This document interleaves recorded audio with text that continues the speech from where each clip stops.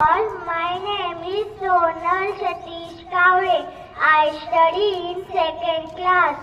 Today is 15th April and we are celebrating 134 Bhim Jayanti. Dr. Ambedkar was born on 14th April 1891 at Mahu in Madhya Pradesh. His full name was Bhimrao Ramji Ambedkar. His father's name was Ramji Maloji Sakpal and mother's name was Bhimabai. He was the first Minister of Law and Justice of independent India. He is called the architect of the Constitution of India. He was very against caste discrimination.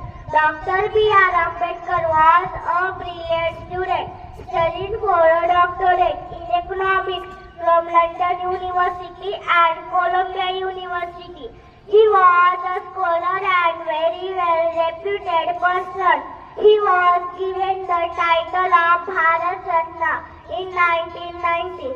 Dr. Babasaheb Ambedkar is a very important person for India. He sacrificed his life for Indian people. I salute Dr. Babasaheb Ambedkar. Jai Hind, Jai Bharat, Jai Samvidhan.